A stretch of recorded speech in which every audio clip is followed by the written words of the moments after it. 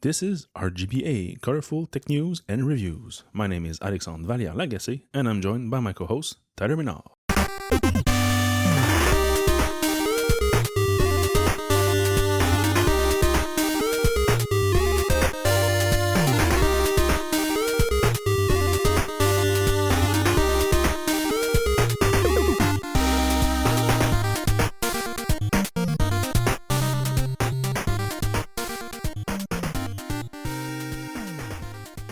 Starting up this week, a few follow-up on Kickstarter campaigns that we either followed and or backed.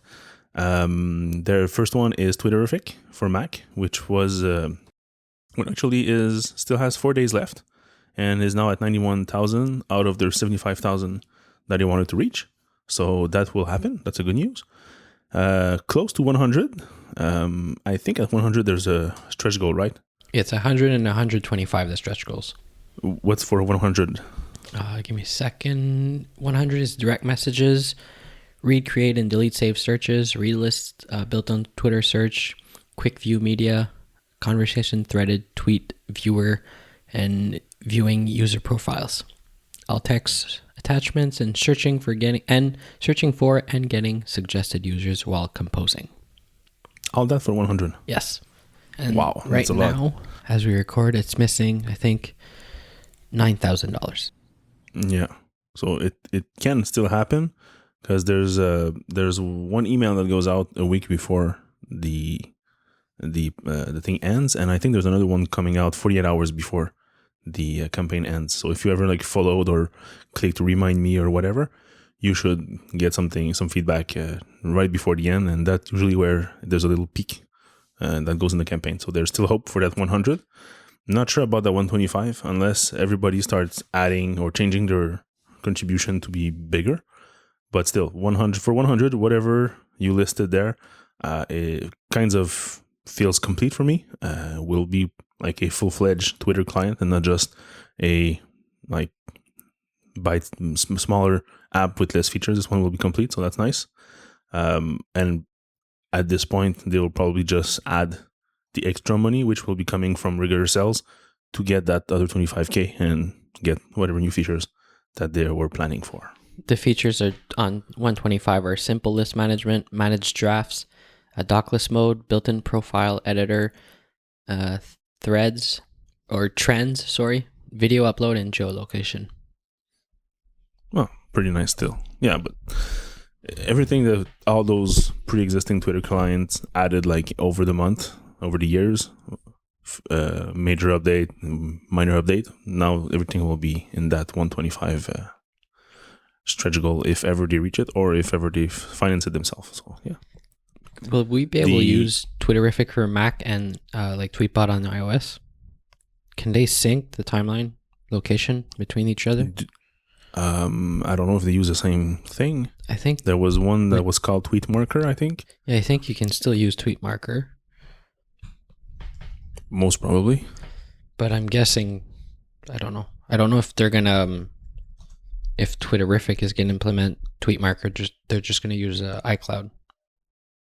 Yeah, that will be the easiest way because everything's already pre-built in and they probably already have this knowledge or classes defined in their own project already. So that would be the easiest way. But Tweet Marker is, I think, the most developer accepted solution for that. So if both clients do support this, you can potentially set it to use Tweet Marker, and that should be shared across apps. The second campaign that I was following, and I knew it was going to fun because this little device is kind of crazy and just perfect. It's the Turn Touch by Samuel Clay, developer of NewsBlur. Basically, it's a little wood remote with 4 buttons. That is programmable with an iOS app or macOS app, I think. So basically, you just set features, you just set actions on those buttons the same way that you would use the Philips Hue wall switch or any other devices like that, and it can talk to any smart device in your home that is compatible. And he already reached 57,000 out of the 25 he wanted to get. There's already one stretch goal, which is IFTTT, which was reached. The second stretch goal is at 75,000, which is still $8,000. No, sorry. So it's $18,000 away. So that's almost the whole campaign objective, which is not done yet. And the pre-order, well, the campaign is finished. So he did not reach his second stretch goal, which was for HomeKit compatibility. You can still pre-order it. You can also use, I think, BackerKit to update your pledge if you want to add a second one or something like that. So I don't know if maybe with those after sales, if he's counting them, and maybe he will announce that he's doing it anyways. So that would be nice. But still, you can go on his website and pre-order it. The links will be in the show notes. You can even pre-order it from a Kickstarter page. Yeah, but doesn't that... Yeah, that just sends you to his website. Did you order one of these? Yep. I backed one of these. I was the early backers. I think I was backer number 14 or something like that. So yeah, this is like exactly what I was looking for. Something that is small, that is inobtrusive, and can be programmed in a way that I want. So there's click, double click, there's a click and hold. I think there's also triple click. So basically you have like a maximum of 16 different actions that you can program on that little device, and the battery lasts more than a year. So yeah, and also it's wooden, so it fits well with any furniture. It's not like a piece of white plastic that stands out, and it like will work with almost anything. So that's perfect. Also, can you use it as a remote for your slideshows, even if you are presenting. You can kickstart anything from your Wemo switches, lamps, bulbs, anything. So, what color did you choose? Mahogany, paddock, rosewood. Yeah. Mahogany. Yeah, so darker wood. Did you get two to give one to me? No. Yeah, I got one for 59, which is the Mahogany Turn Touch Super Early Bird. That's going to retail for 79. Yeah, so I got it for $20 less. And when is this supposed to ship? They say November 2017.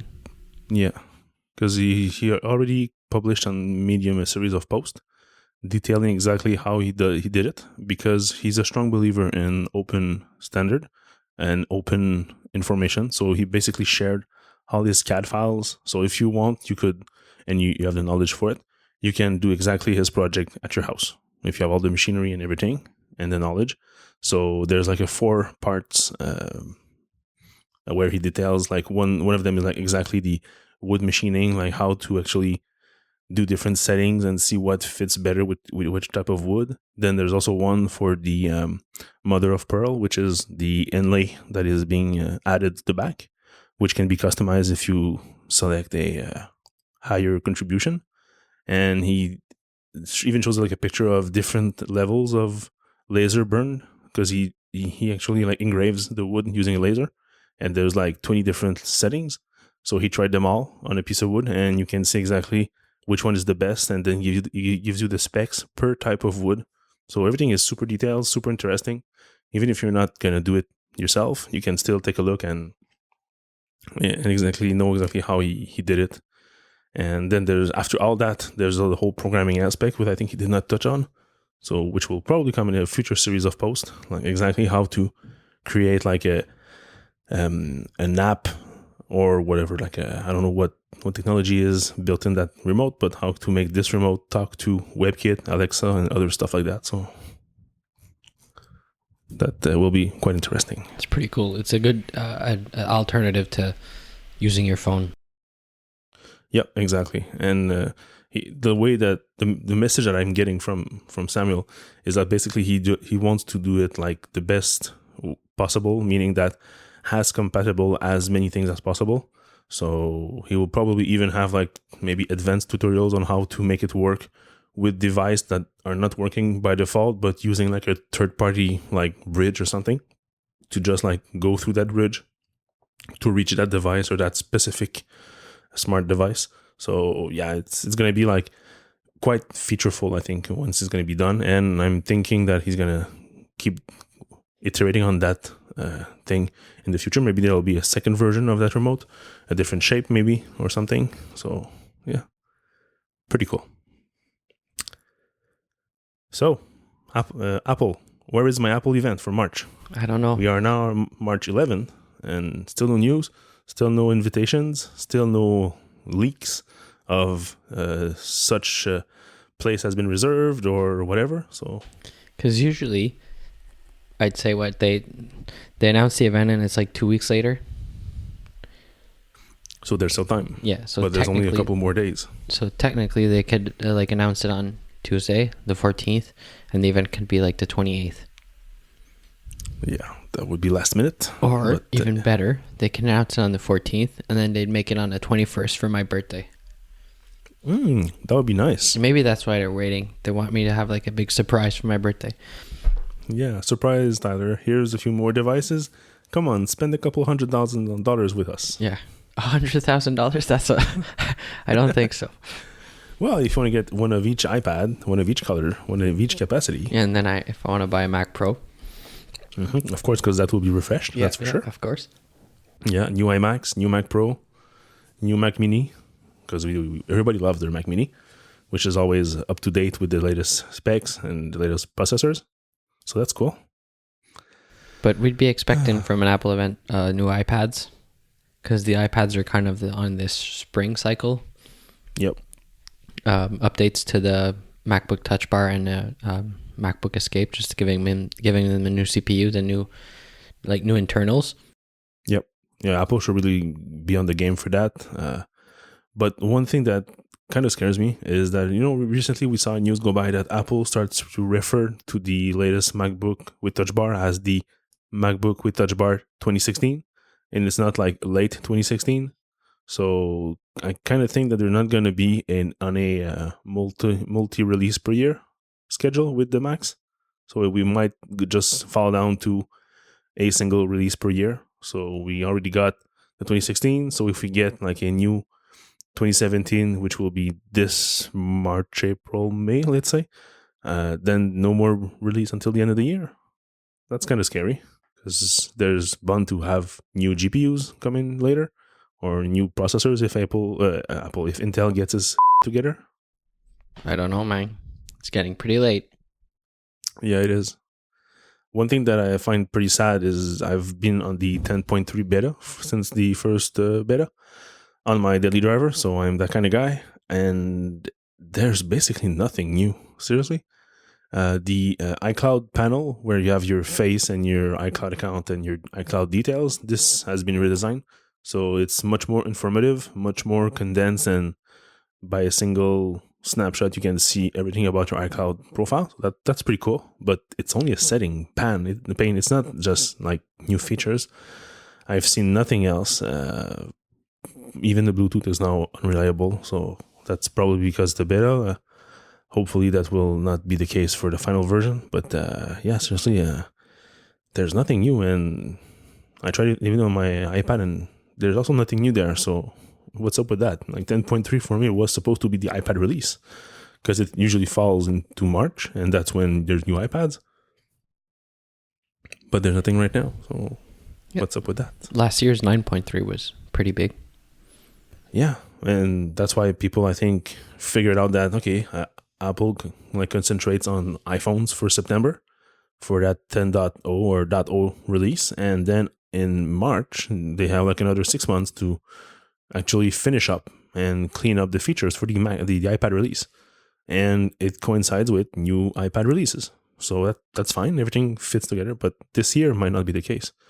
Perhaps they're all concentrating on the iPhone 8, and that's why there's not enough leeway of engineers for features for the iPad. Everybody's busy building the new Apple Park. Not in the engineers. It's all hands on deck on Apple Park. Yeah, all they have to do is just set up the computer and their LG 5K displays on their desk, and that's it. Talking about displays, I did a impulse buy yesterday night. Well, not impulse buy, because I've been waiting for a while for that. I've been rocking a Thunderbolt display at work for many years, and I had one at home for a while, but then I had to let it go. And since then, of course, they were canceled. Yeah. So since then they were canceled. So there was no way for me to buy one in stores. And also $1,200 Canadian. It's quite expensive for a 27-inch 1080p display. So I kind of like resisted at the end. Then I had to let this one go. And now I said, okay, if they ever come back and refurbish, I'll buy one. So I set up like an alert in my Chrome browser with an extension called Visual Ping. So you basically just set a URL and you draw like a rectangle on the section to analyze. And if there's more than X percent of pixels change, you'll get a notification from Chrome. So I said that like I've been having like that for like 2 months, waiting for like refurbishers to come online. And then yesterday I was at the Kung Fu conference in Montreal, so I was not on my computer all day. And that's exactly when they actually got new refurbished on the store. And my good friend Tyler sent me a Slack saying, hey, Thunderbolt displays are available. I take a look. For $800, you get a refurbished and a 1-year warranty. So I just clicked purchase, and that's done. And it's coming up on March 21st, right on time for your birthday. Yeah, but it's for me. It's such a nice gift. Yeah, keep dreaming, buddy. Yeah, because I've been working from home a couple of times with my 13-inch MacBook Pro. Even propped on a laptop stand to get it like closer to my eyes. 13-inch for a daily driver MacBook, it's not enough for me. I really need that 27-inch or bigger. But then again, I looked at LG displays also. Just a quick parenthesis for that. They all are like those big wide 34-inch wide displays that I really like. But the one model that I found, which was actually pretty, which was made of a plastic stand and all white in the back, so very Apple-y and fits well with all the aluminum I have on my desk. But this one has been discontinued also, and the only people that are selling it are actually resellers, which are selling it for like $1,500 or even $2,000 for something that was sold for $800 a couple months ago. And since then, there are new versions, which are all black plastic, kind of similar to the ultra fine display at the Apple stores, which I don't like. So I kind of was holding on for that. We'll try to look like for like remaining stock on other websites. I found one which was affordable, but it was refurbished and it was like a 30 days warranty. I'm like, fuck that. I will not work on it enough, like in one single month, to know if there's a problem with it or not. So yeah, I was still holding on for that, maybe waiting for new models. But yeah, this 27 Thunderbolt display kind of fixed everything for me. I want one too. Yeah. Yeah. Well, they are still on sale. But I need a laptop first. That kind of helps, yeah. Especially that there's no HDMI port, so you cannot even use it as a gaming console or anything else. Game what? Gaming? Yeah. Wait for your Apple TV. Yeah, that's one thing I still have to experiment with. I've used Providence on iOS and Apple TV a while back. Still a very nice product. It's an open source product which bundles a bunch of emulators together, and they made like super nice app. It's super easy to add ROMs and everything. And from what I've read, you just need like a real good controller for that. And it seems that the Ori controller is the best one, even better than the Steel series, which was not that bad. But one thing I have to try, I got a friend who bought the Nintendo Switch Pro controller, and I'm wondering if that controller works with the Apple TV. Because right now, all of the Nintendo Switch controllers, even the Joy-Con controllers, they work with Mac or PCs as a regular Bluetooth controller. So there's nothing in those controllers that is not standard. So that's super nice. So I can use my Switch controllers to play on my computer, and this is just like a click away from pairing. So that's very, very smart of Nintendo. I'm pretty sure that the Pro controller works the same way. And from reviews I've seen online, even according to big Xbox fan or PlayStation aficionados, the Nintendo Switch is the best controller ever. The quality, the way it fits in your hand and everything, this is like top notch and even better than most of the considered pro controllers out there. So props to Nintendo for that. That's amazing. I was just looking at the refurbished Thunderbolt display page on while you were talking, and then I was swiping through the pictures. There's a picture, one of the product pictures is 2 Thunderbolt displays with a MacBook Pro, a 15-inch, but like the old ones without Retina display. Of course. Of course. Was that released? It wasn't released like in 2008, I think, or 2007. That screen. All the pictures are with the old mouse, well, I don't know if it's the old mouse because you don't see the connector, but the old keyboard, super old, like 15-inch with the CD drive. Jeez. Wow. At least they changed the background pictures for El Capitan. Yeah, but that's not that's not a lot to do, you know? And they have it also with an old iMac with the super thick, like side bezels, not side bezels, like not the new ones we have now. Yeah, not the profiled one, the one that was squared. Yeah. Wow. But still, that will be my screen, and hopefully it's gonna last me a long time. Hopefully as long as John Syracuse's cinema displays. But yeah. Also, on the refurbished area, they added MacBook escapes. So I'm guessing we're going to see MacBook Touch bars soon. Cool.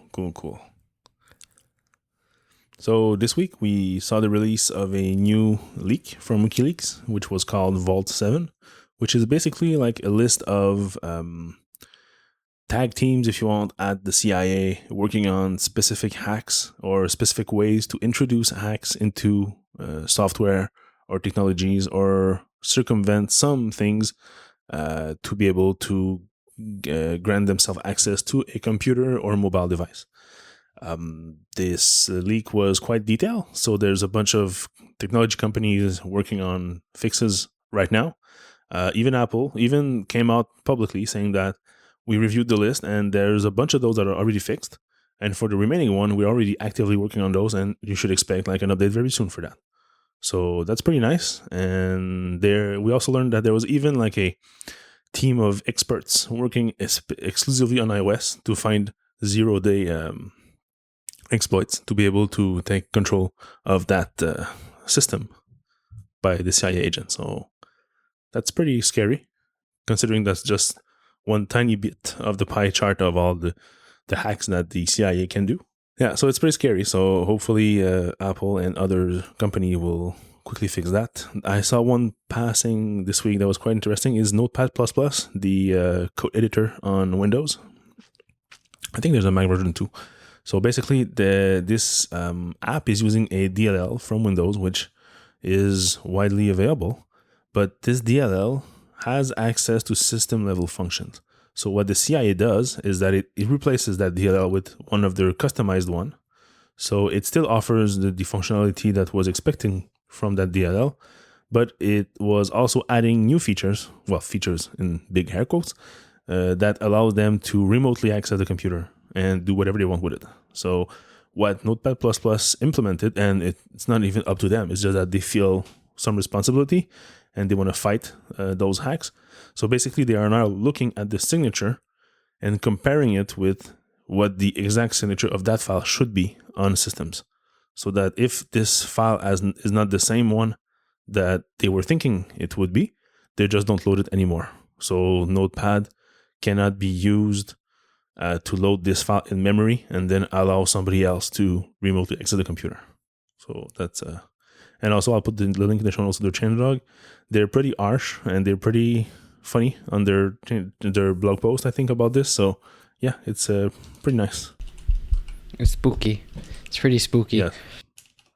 So also this week, Recode released a podcast with Ron Johnson. I don't know if you remember the guy. He's the one that Steve Jobs went to go, like he poached to open the stores, like to design the whole Apple Store experience and everything.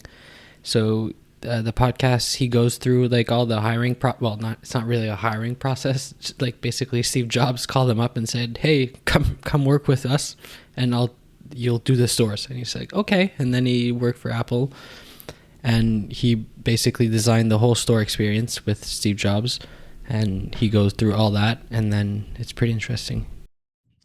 Yeah, I haven't listened to it yet, but it's on my list. I was kind of busy this week with Zelda, so I haven't really listened to much podcast. I listened to a bit of ATP, our own podcast, and that's about it for this week. I'd never listened to Recode Decode, but what's her name? Kara Swisher. Kara Fisher. Swisher, not Fisher. She's not. She's not Star Wars. No, oh, jeez. She's very good at like asking questions, and she gets. It was really. She's a good interviewer.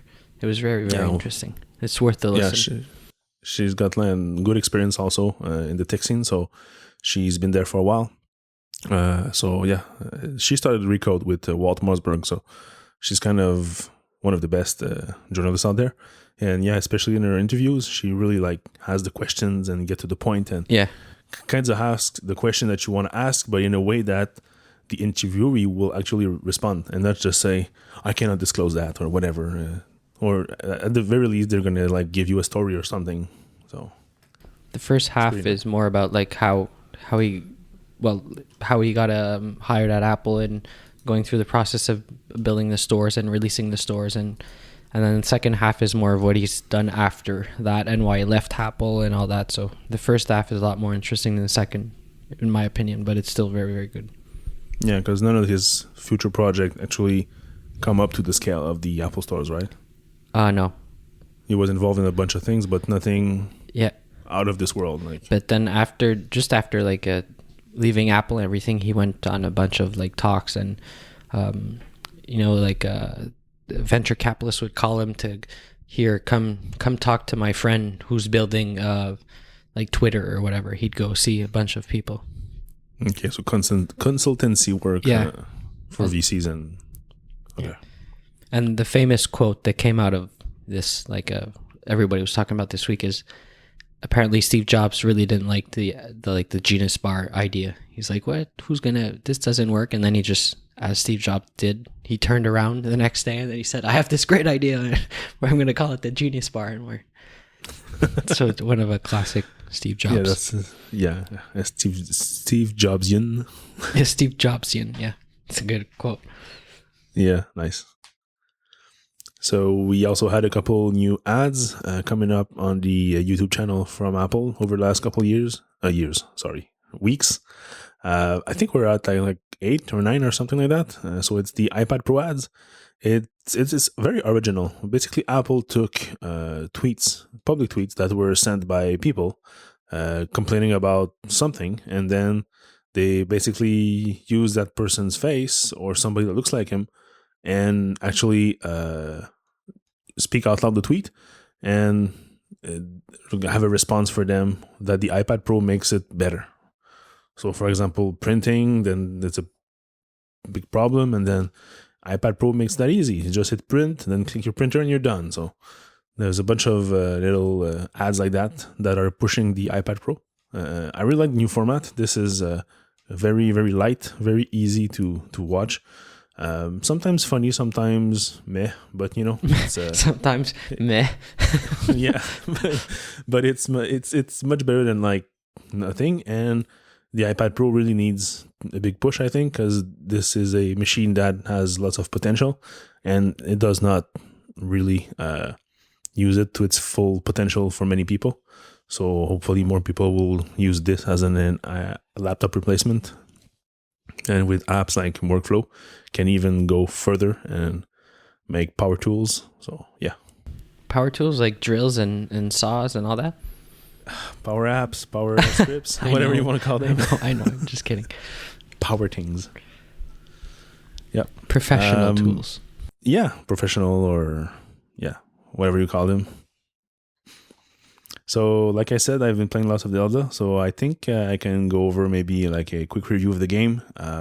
Basically, I've been playing that Zelda game a while. I've been playing it like in the bus in the morning and coming from work, and also late at night, a couple times more than I should. So yeah, my week was pretty much Zelda intensive. I think I've put in about 35 to 40 hours of gaming in that game. So that's enough, I think, to get a good grasp of the game itself. I'm not far. There is way too much things to do, way too much exploring to do, that I can go I don't follow the exact objectives one after the other. I just like roam around, try to go like somewhere I should not, fight enemies that are too hard to kill, and do a bunch of exploring. So basically, the first part of the game is like on a plateau, so it's basically the centered piece of the map, which you cannot go away from because it's elevated, and if you jump, you die automatically. So you need to get a paraglider to be able to glide away. And to get that, you need to do 4 shrines, which are basically little temples with little missions in them, little puzzles that you need to accomplish, get the shrine orb. And then after 4, you can go to see the old guy and get your paraglider to go away to any place on the map. So after that part, every map is available to you. So there's no predefined path that you have to follow. You can even go directly to go fight Ganon if you want, which you will not be able to because you will die on the way. That is for sure. I just went around just for fun to see exactly what's up with the castle and everything. And so it's quite interesting to be able to do whatever you want like that. And the gameplays are amazing. The fighting is perfect. Controlling is nice. The only thing I don't like about the controls is that I often get onto my scope mode because it's on the right joystick, which is the camera joystick. But if you press on the joystick, so there's kind of like a button below the joystick, so you can press it. And I often just run away when there's like action and try to turn my camera to see where I'm running to. But I always like hit the scope and then I go into scope mode and trying to look around. So that's not very useful. And then you get hacked in the back by some baddies, so that's super fun. Other than that, the only problem I have with the console is the battery life. Well, it's a problem. Without it, I might be playing still at 4 a.m., so I think it's a good thing that it's only 3.5 hours at most. So that's my experience. What I'm usually doing at night, I lower the brightness to the minimum, and I put it in airplay mode, and this way I can get about 3 hours and 40 minutes of gameplay. So they were reporting, I think 2.5 to 3.5 for Zelda. So at 3.5, I can reach that. Low brightness and everything. Talking about the screen is amazing. IPS display, nice quality. Only thing I don't like is at night, it's way too bright. It's a lot brighter than iPhone. And also there's no night switch mode. So maybe that can be added in future updates. I would say another like 20% lower in terms of brightness. And night switch would also help. That's about it for this. For the game, the game is amazing. I don't want to spoil too much after that, but basically, if there's something you think you can do, usually you can try it, and it usually works. So, for example, there was a drawbridge, which was risen and holded by ropes. I figured, can I just like cut the ropes with my bow and arrow and drop the drawbridge? And yes, you can. So this you can do. There's a big chasm at one place that you want to cross, but you cannot because it's way too wide. But there are trees around. So what if you cut a tree? Will it fall on the chasm and make a bridge? It does. So everything that you think of doing, you can actually do it in the game. So that's pretty cool. I even discovered yesterday that if you get one special ability, you can use it to actually give momentum to a big boulder, which you can hang on to. And when it gets like cannonballed away, you're on it. So you kind of travel like that super fast. There's even one guy who already does speedruns. He finished the whole game in 1 hour and 7 minutes. So that's crazy because you cannot go directly to Ganon. You need to get stuff first. So using this technique, I think he cut down his speedrun from like 10 hours to like 1 hour. So that's pretty amazing because you can use the rock momentum and go like further and faster, and you can do it again and again and again, so you can travel great distance in seconds. So that's about it for Zelda. It's for any fan, it's an amazing game. You should really, really, really get it. Play with it, enjoy it. I've spent, like I said, over 30 hours, and I'm not even close to I don't think I'm even done with 1/5 of the game yet. Because, like I said, I don't really follow the track and like do my objectives in order. I just get to a new zone. There's somebody who tells me there is something like north of here or whatever. Okay, I'll go take a look. So just go there. Then there's a bunch of bad guys to fight on the way. There's some secrets I discover here and there. And there's some treasures. So it's just exploring like that is super, super large world and super intensive map. Buy it. So yeah, for the Switch itself, I still haven't plugged it in my TV. Uh, I seriously, I probably won't do it until I get like a good multiplayer game. Because right now I only have Zelda, and my kids will not like me to like use a TV. So just for that, so basically for me it's like a DS portable console, but much more powerful. And funny enough, there's like a fan in it, so there's like an air vent on top. And when you start to play and you load levels, you actually hear the fan turning and the hot air coming out. So it's funny to have this on a portable console when you've been used to iPad minis, and iPhones, which are almost as big, which are basically fanless. So yeah. No questions? I was going to ask if you docked it into your TV and everything, but you just answered. No. Well, I use a dock for charging, but that's it. So yeah. Did you try like playing without the taking out the controllers and then just using it as a screen? Yeah, I don't like it because the screen is like further away, and I kind of like don't know where to put my hands. I'm not used to that, so prefer to have it in my hands, like on the bus, for example, resting on my laptop bag, so I'm very comfortable. And in bed, I just like you hold it in the air, and that's just perfect. The stand is not a good thing. The idea is nice. The execution is awful. It's way too flimsy. It also like it goes back to its original position very easily. So as soon as you don't have a very straight and hard surface, it basically just like drops. So not very useful. All right, so that's it for RGBA episode 42. You can find the show notes at rgba.fm/42. You can follow me on Twitter. I'm Valia, VALLIERES. And I'm Tyler Menard, TYLERMENARD. See you next week. See you next week.